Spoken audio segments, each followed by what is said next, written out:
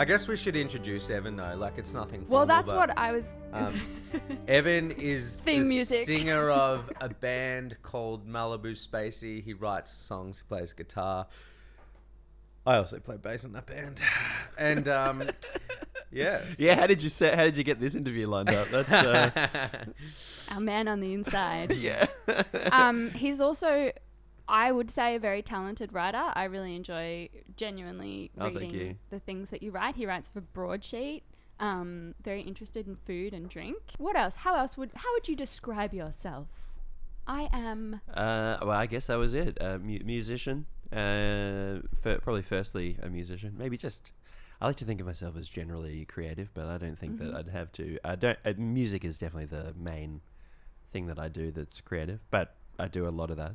What about writing though? Because writing is. I don't. Creative. I mean, I consider myself a musician, and I consider myself occupationally a writer. I don't know that I consider myself like personality-wise a writer. That's interesting. I think that if I had to define one element of the things that I do in my life that is essential to my personality, it's writing, and particularly writing music. Okay.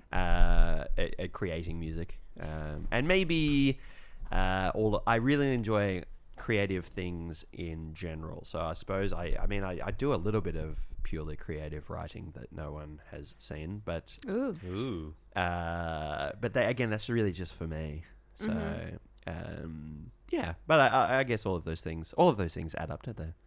So tell me how you got started writing music. Like, how old were you when you picked up a guitar or first became aware that music was something that you were really interested in? Pretty late, I think, by a lot of people's standards. I really didn't have much interest in music. There was a period I must have been about 14, and me and my friend Steve were hanging out at his house, and I seem to recall 2 songs clearly from his parents' record collection coming on, which were Sunshine of Your Love by Cream and Day Tripper by the Beatles, and something in the sound of those songs sort of weirdly awakened something in me, and then thereafter I became pretty obsessed with music, and I didn't start playing guitar till I was about 16. I think I got my first guitar about 16. Okay. I was the same actually. Yeah, wow. Real late bloomer. Yeah, I mean, I just wasn't interested in it, and then all of a sudden, I think this is what has kept me doing it. Is I was just absolutely passionate about it. Like I wasn't forced. My parents had no concern. They didn't. I asked Mum for a guitar around that time, and I got one, and I started getting lessons. But it was all on the back of me, and I've only played because I wanted to. I've never done it out of obligation or pressure or anything like that. That's probably why you're still doing it. I think that's definitely why I'm still doing it, because it feels, like I was saying, it feels so essential to who I am now. What did you notice about your state of mind or like ability to self-regulate emotionally or something after you started playing guitar? Like, did you notice that it impacted your mental health or sense of self in some way? I started around the time that I think everyone, I don't know, I've only lived one life, but I think that a lot of people in that era of like 15, 16, 17, those are the times where you're going through a lot of emotional, hormonal changes. Your amygdala is teeny weeny and your emotions are enormous. Yeah, so I don't know whether or not music... I don't know how music would have related to it if I could take it outside of that context. I don't know if I hadn't discovered music, whether I would have felt emotionally any different. Okay. Or whether I remember I was writing poetry and stuff like that around that same time. Whether or not I would have found a different creative avenue otherwise, I don't know. It's hard to know. I suppose it's just speculation. But I definitely have always found... I guess I've always found a good way to put some emotions down, but I don't tend to write exclusively from personal experience. Like my writing isn't necessarily like really autobiographical. Yeah. Well, I'm interested in that because you said to me once that you like Phoebe Bridgers, but you find that she writes like she's quite emotional. She is very emotional in the way she writes, and I personally love that. I love exploring emotions, and I'm really interested in it. But so, what do you like to explore more when you write? Well, I don't mind. I think that the issue I had with, and obviously Phoebe Bridgers is great. If anyone listening is a fan of Phoebe Bridgers, that's great. I found that her music was almost like the saccharine, sickly, explicitly emotional kind of style that was too much like milking the emotional response of the listener. That's how I felt. I was like, I really do love emotional and personal music, but most of the stuff that I really like isn't necessarily just like tearjerk. Like I really love, over the last say 4 or 5 years, I've become really in love with Joni Mitchell, who writes so many personal songs, and a lot of them are just like set pieces of her life. You know, to be like, here I escaped LA to go to this Greek island, and I'm in this little cafe drinking wine with this guy running the club there, or whatever. You know, these are like the personal and emotional kinds of writing. I like stuff that creates a more rich world, I think, and more like set piece vignettes rather than. Although I mean, I think Phoebe Bridgers does that as well. It's just her lyrical style is very, I think, modern and very tailored to a different kind of listener than me. She's extremely good at connecting with people through her real experiences. Maybe it's just that those are not that Joni Mitchell's experiences are anyway related to mine. I remember you saying also that you are very disciplined with your creative output, and you seem to me like someone who's extremely prolific. Like this album. That's the EP. That's the old EP. We don't have the album on vinyl, so if anyone's looking at this, it's the EP. Please buy some. Can you buy that online? You can buy some online. I'll deliver them to you if you live in Melbourne. Desperate to get rid of them. Please. But they're, how much are they? $30. $30 for the EP. How much do they cost to print? $25 each or something. Nice, so $5 bro. You got to sell them for like 50, eh? To make some money, you do. Yeah. I mean, if we had the market for that, I'd love to. Although $50. See, the thing is, this is an EP, so it's 4 songs. Yeah, that's not. So I don't want people. I don't want people to be paying $12.50 per song. Yeah, that's quite expensive. That's old school prices. Not even actually. No. When we do the album, it'll be $40-ish probably. That's pretty good. Which what I do think they is sell fair. them at Ringo Bar in Brunswick? Oh, we've got this one is in stock at Ringo Bar. And I think they're selling it for $35. But I think that's so that they got to make cash. Yeah, I guess they have to make. Everyone's got to take their little. So, to me, you seem like a really prolific songwriter. You're always sending James emails with like, "Here's a new song that I'm working on," right? Tell me about, and you did say to me that you are disciplined, you carve out the time. Tell me what that looks like. Is it like, because you've got to work as well, obviously. It's not like, I don't think I'm as disciplined as I could be if I didn't have to also work a job. But I am lucky these days that I get to work a job where I can work from home, which means that during the day, my mind is half on work and half on music. So I can sit down, and so at the moment I'm trying to work on skills and things like improve my guitar playing and my ear and my musical skills. So I put some time aside for that every day, or at least I try. I have a little diary that I write down my to-do, but I don't schedule like time and things like that. But it does really help if you're, at least I've found, if you have the time to put time aside to work on things every day, because otherwise if you wait, or at least I find that if I wait for inspiration to strike, it never happens. You have to, or at least I have to find you force it by being prepared, by having the creative material already. Like I've got 3,800 voice memos on my phone I saw the other day. Some of those are interviews, but I've deleted as many as I can. A lot of them are like, little pieces of guitar or noodling or whatever, and the same amount of like notes on my phone for lyrics and things like that, so that when the time comes and I'm like, I need a finish a song or I want to start a song or whatever, I can piece things together. And this is stuff that I have sort of trying to emulate people like Nick Cave and these guys who treat it like a job. Yeah. Because if you... And they're not sitting down and coming up with a whole song from nothing when they sit down and work 9 to 5 on songs. They're sitting down and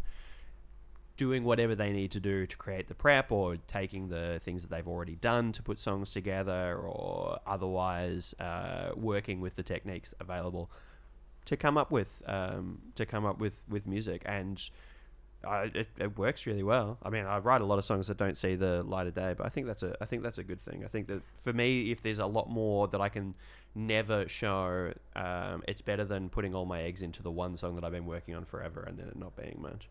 Yeah, I think, sweet darling.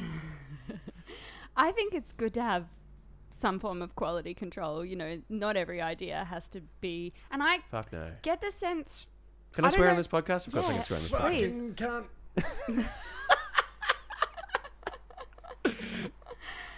It's funny, I was talking to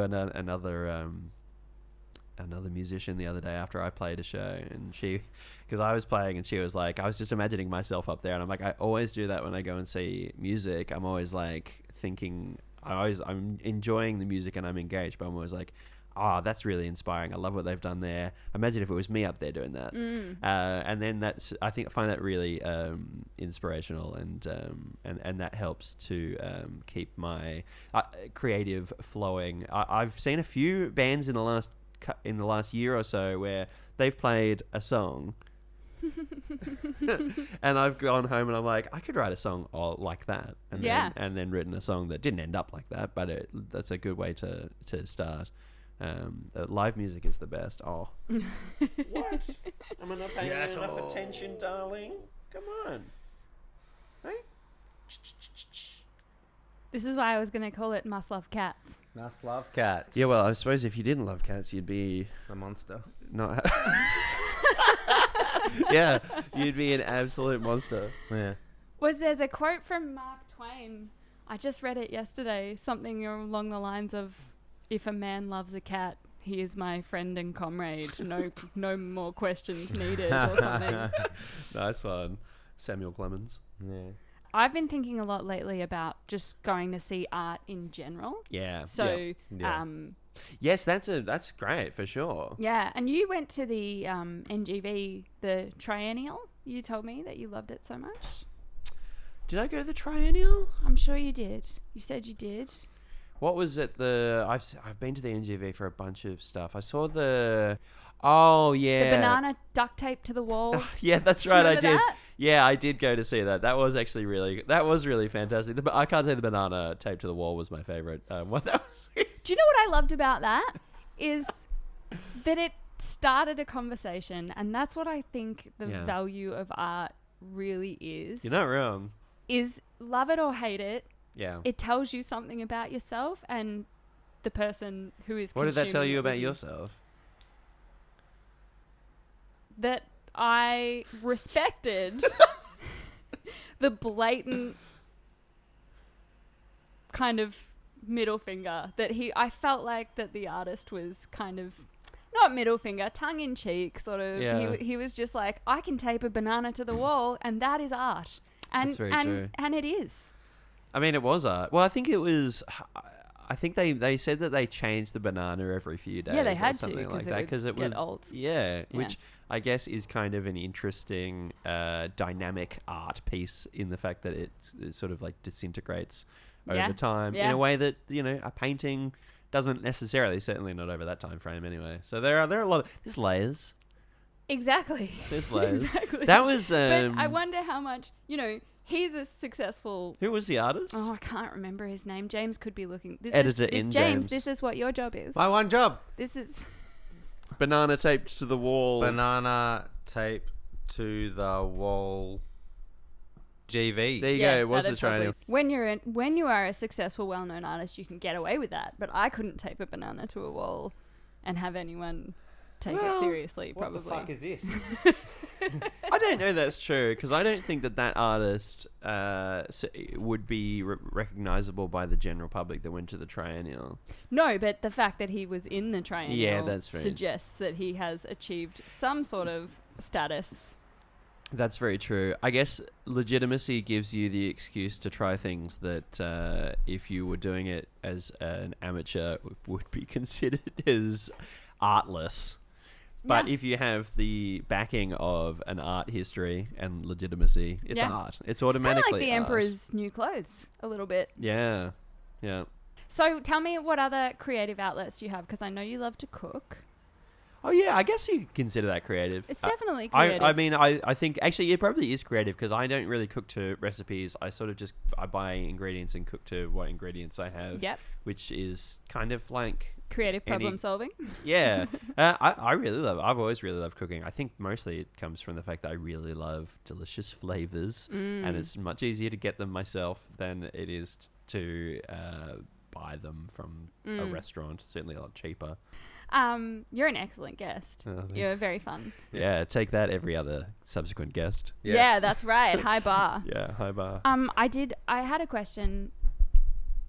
I don't know why I'm interested in this, but tell me about your like formative years, as briefly as you like.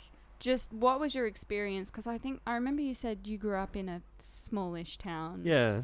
And you felt a bit like an outcast, or because you were a bit, creative, and not creative people don't always sort of.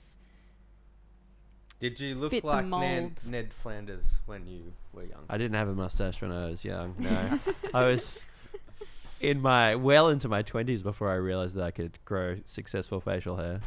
Do you feel like you had a happy childhood? Yeah, Yeah? yeah. My That's childhood so was weird that you're an artist that feels like... well. I mean, I don't know. I don't think that art necessarily comes from one particular struggle or anything like that. No, but I mean, if we look at like Irish people, for example, I think art comes from suffering. Like it's a... That's true. That I is. mean, I know there are people. I know Jennifer Saunders, who obviously AbFab. She apparently had a very happy, stable, normal. Lots of childhood. people did. I wouldn't necessarily think that art comes from a struggle of any one particular kind.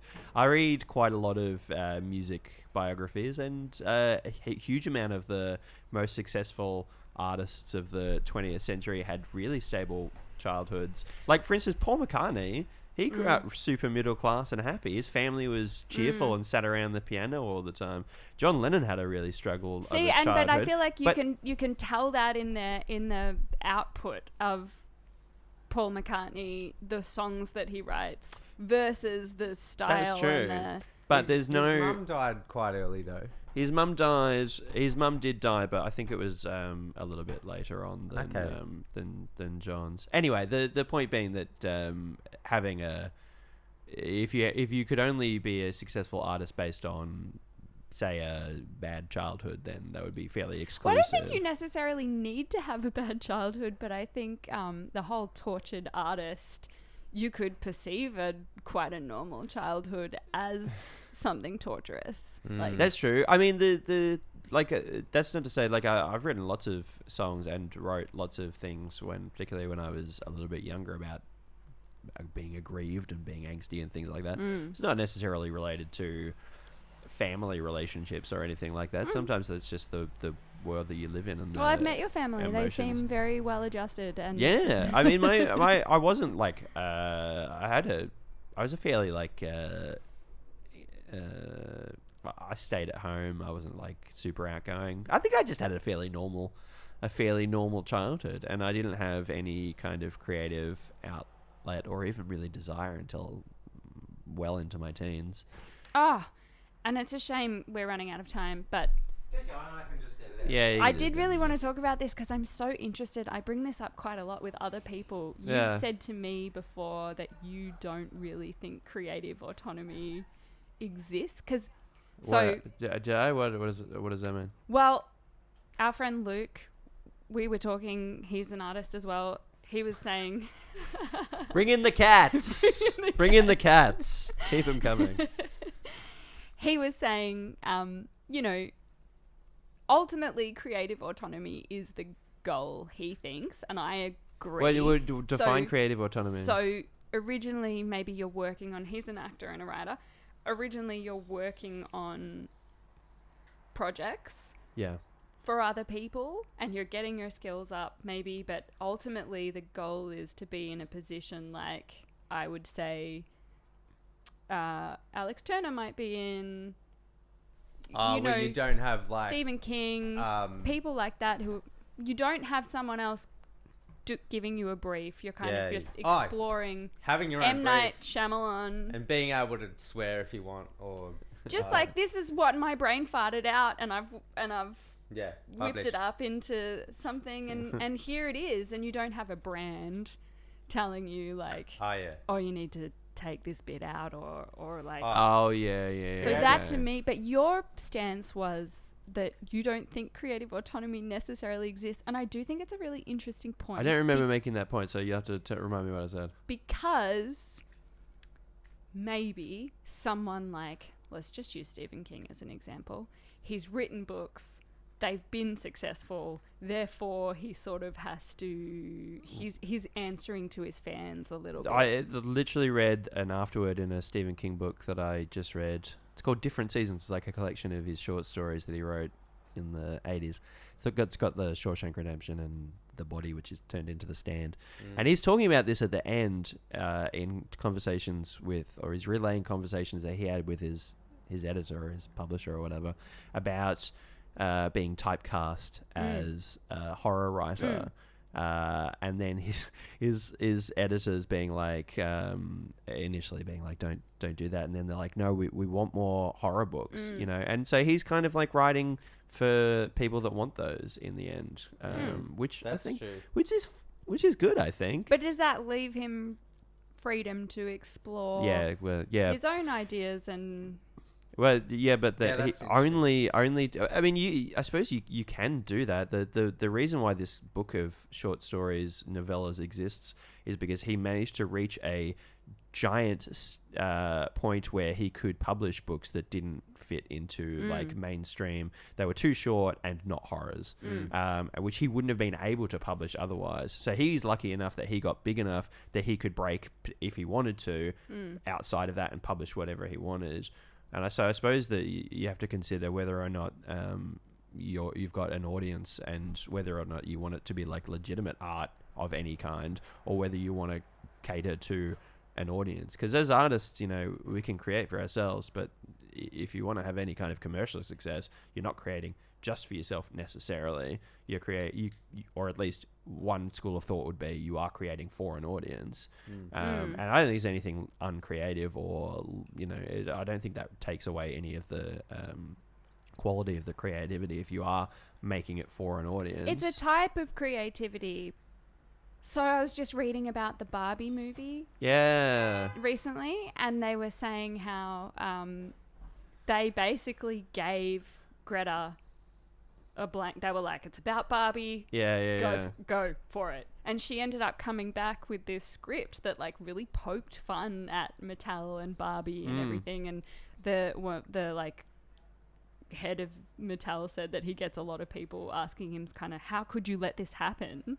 But it's this huge success. So and I remember watching listening to an interview with Dirty Dog Andrew Huberman. And I don't know who that is. You don't know Andrew Huberman? I don't know. Well, he's a science guy. Talks a lot about. He's very, very popular. Anyway, he got himself into some trouble in an article that I read in Intelligencer. Let's maybe not go into it here, but I'll tell you about it afterwards. All right, off air. So he was interviewing Rick Rubin, Rick Rubin was saying, you know, sometimes constraints can assist with the creative process, because if you're getting like, you're like, okay, I'm gonna make a painting and I'm gonna only use green and red, then suddenly that gives you some parameters to work within, because otherwise anything could be anything. And it is, and I struggle with that. I have a really good friend who's a beautiful painter, And I said to her, have you painted anything lately? Can I see any of your work? And she said, there's too many things to paint. And I really identified with that as a writer. I mean, yeah. I think that's having constraints is one of the best things you can do creatively. If you have, even if you set yourself a particular parameter, it's so much easier to focus than it is to look out at the Create entire something out of world. nothing, If you're a musician and you can play every instrument and you've got every instrument, you can write about anything. Yeah. You can write in any style. Yeah. It's so much harder. I mean, Yeah. I'm not saying you can't do it, but it's definitely a good way to spur creativity is to have those kinds of constraints. And I mean, we were just talking about that before with your meal planning. It's like, what have I got? Yeah. And it's creative problem solving. So it's still creative. It absolutely is. But I don't know.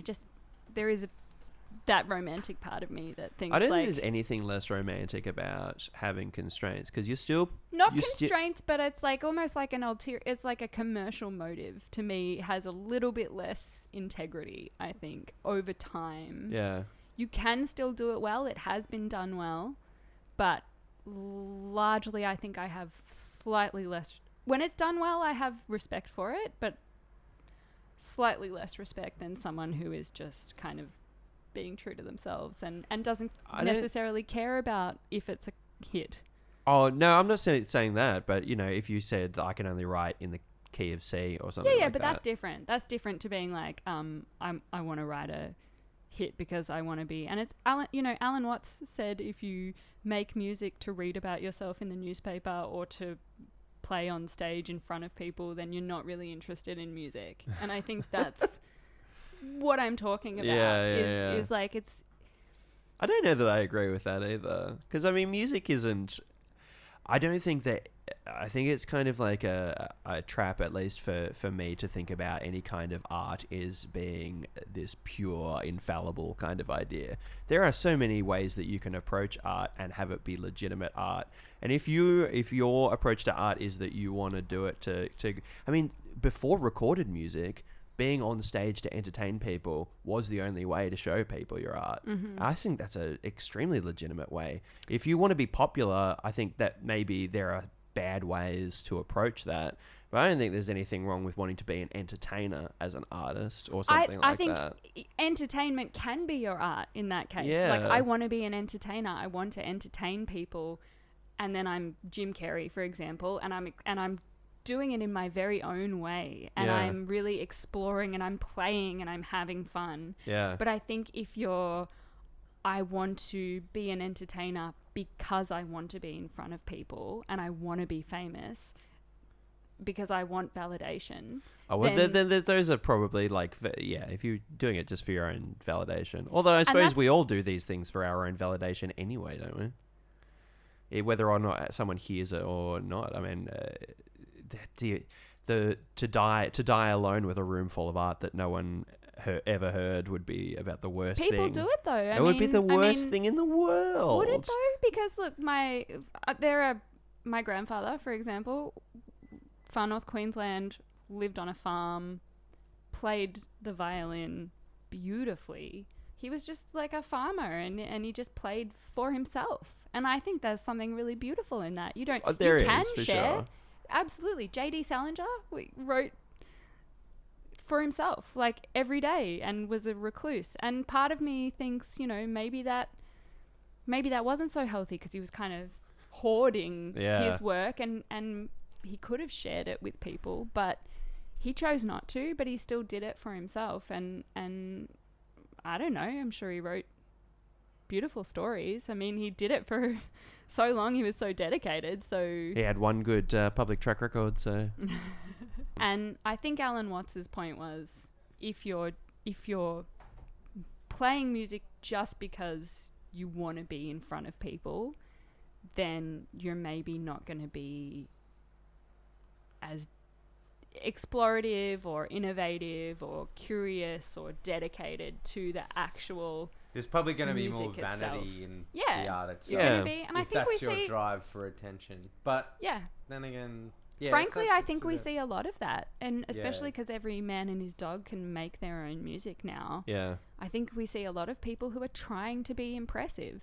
And it's hard to impress people when you're Yeah. trying to be impressive. But I think ultimately that whether or not you're impressive is up to the people listening. Exactly. It's so subjective. So Yeah, you might yeah. as well be doing something that you're interested in and that you're Yeah. proud of. Because ultimately, I think even if you did find success and you were kind of chameleoning yourself trying to be, and you didn't really respect your music, I don't think that would bring you much happiness in the end. I think it'd be pretty hollow. Yeah, that's true. But if you did respect it, Yeah, if you That's respected cool. it and other people are responding to Yeah. it, that's awesome. That's Yeah. the dream. yeah. Yeah.